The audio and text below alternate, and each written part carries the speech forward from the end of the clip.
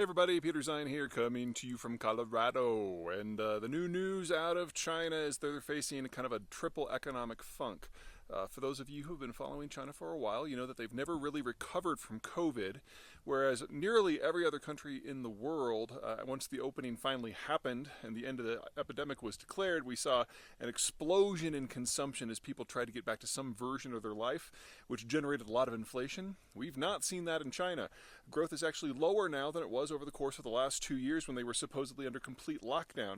Consumption is down. Imports and exports both dropped in July compared to a year earlier by double digits of percentages, which is normally the sort of stuff you only see out of a country like, say, Ukraine or Russia when a war starts. And this is happening when the Chinese are supposedly getting back to normal. Now, a lot has gone down since the opening chapters of COVID in China, which date back to the fourth quarter of 2019.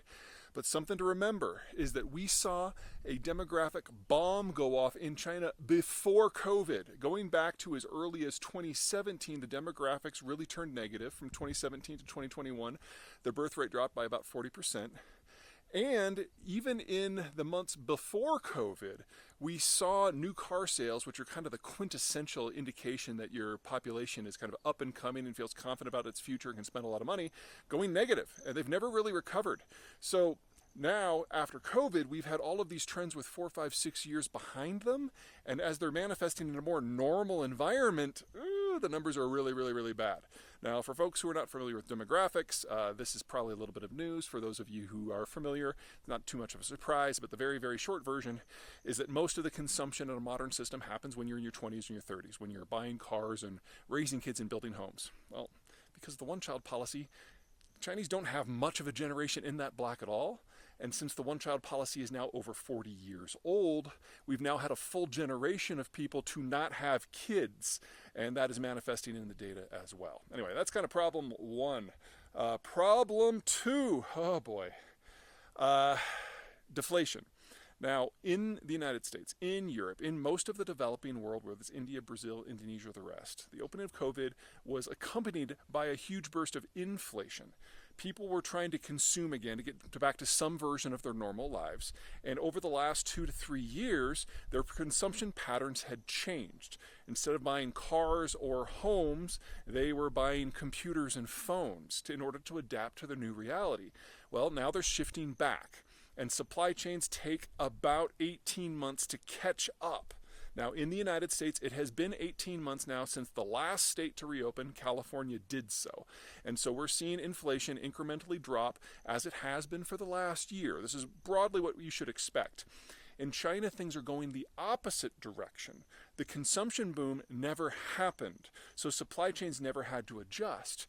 What has happened is people are less confident in their future, so they're consuming less, and we're seeing mounting trade wars out of Europe, Japan, the United States, and increasingly secondary states like the Koreans are joining in. And that means the Chinese have fewer places to send stuff to. So what's happening is product that was normally produced for export from China is now being locked up within the Chinese system at the same time that the population is purchasing less. You have an oversupply of goods and an under demand both at home and abroad.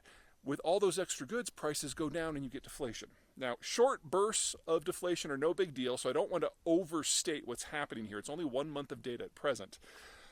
But this is what you would expect when you're at the beginning of a deflationary spiral that's caused by a fundamental mismatch between supply and demand, which is where we are going with deglobalization and the Chinese demographic trends, which are now well past the point of no return.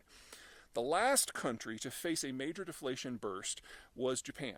It started in the late 1990s, lasted for 20-25 years. You could argue that it might be over now because of their COVID reassertion of demand. That might be over-optimistic. But the issue is once those prices start to drop because of that mismatch between supply and demand, it's devilishly hard to adjust because normally you would do one of two things.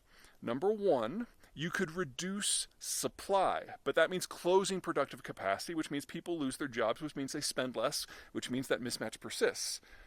Or you can increase demand, usually with government stimulus. This might not work in China, and not just because of the huge demographic bomb that's going off. The Chinese economic system isn't really based on exports or consumption. It's based on investment. The idea that the state fosters mass borrowing in order to build industrial plant infrastructure and the rest. That, based on whose numbers you're using, is somewhere between 40 and 70% of the entirety of the Chinese economy and has generated the vast majority of economic growth going back 40 years. Well, you can only do that for so long. Eventually, you don't need any more bridges or any more factories, and I would argue the Chinese reached that point before COVID.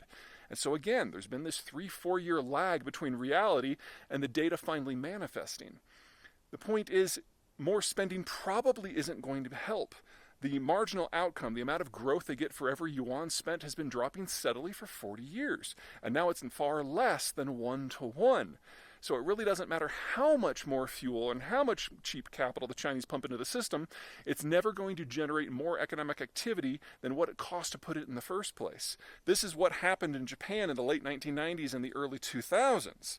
They had reached the point where their economic model couldn't run any longer. They were getting basically negative income on their investments, and they had then 20 to 25 years of deflation. The advantage that the Japanese had going into this is they already had a global supply chain. They already had global allies. They had an option for offshoring some of their manufacturing incrementally. They had strong demand out of the United States. They had a good political relationship with the United States. And most of all, they were already rich. The average Chinese citizen today, in inflation index terms, compared to the average Japanese citizen in the year 2000, has an income that's something like a quarter or a fifth what it is in China. They're getting old, and they're getting into a permanent recession and a deflationary spiral long before they got rich. And this can end in any number of horrible ways. So again, 1 month of data. I do not want to overplay this, but I've been watching for something like this for several years now. And in the post-COVID environment, we're seeing the data belatedly match up with where demographics and geopolitical trends suggest that it should have been years ago. If this proves to be the actual story as opposed to a blip in the data, you're going to see this get significantly worse in a relatively short period of time because we have years of compressed damage that is now bursting out all at once. And because the political system in China is basically down to one-man cult of personality, the capacity of the Chinese state to come up with a creative solution is almost zero. And even in Japan, where they were willing to talk about this publicly, it still took a generation to pull out of this. And alliances. And the Chinese don't have either. All right. That's it from me. Take care.